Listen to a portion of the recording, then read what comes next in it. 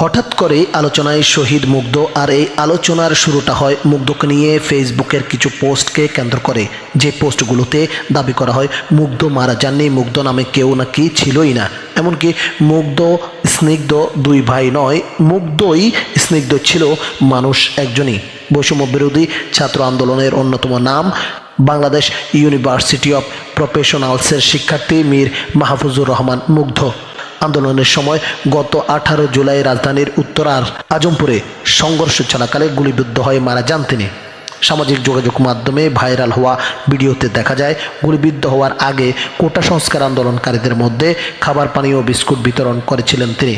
অথচ বুধবার 20 নভেম্বর রাত থেকে মুগ্ধের মৃত্যু নিয়ে সংশয় ফেসবুকে বিভিন্ন পোস্ট করা হয়। তার মধ্যে একটি পোস্টে দাবি করা হয় মুগ্ধ মারা যাননি, মুগ্ধ নামে কেউ ছিলই না, মুগ্ধ ও স্নিগ্ধ দুই ভাই নয়, মুগ্ধই স্নিগ্ধ ছিল মানুষ একজনই।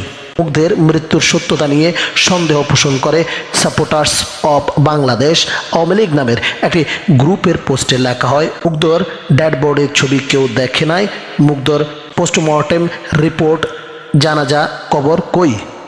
তবে এর জবাব দিতেও ছাড়েনি জুলাই আগস্ট আন্দোলনের সমর্থকরা।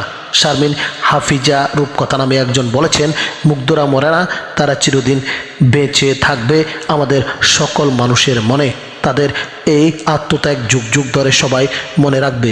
আল্লাহ মুগ্ধকে বেহেশতের উচ্চতর শিখরে পৌঁছে দিক।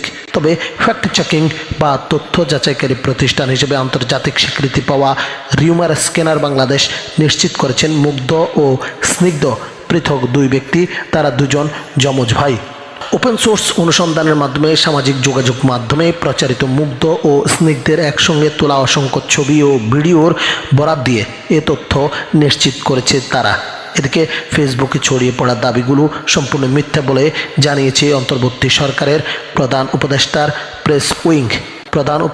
প্রেস উইং থেকে পরিচালিত ফ্যাক্ট চেকিং ফেসবুক পেজ থেকে বৃহস্পতিবার 21 নভেম্বর রাতে জানানো হয়েছে, সামাজিক যোগাযোগ মাধ্যমে মুগ্ধকে নিয়ে ছড়িয়ে পড়া এই দাবিটি ভুয়া।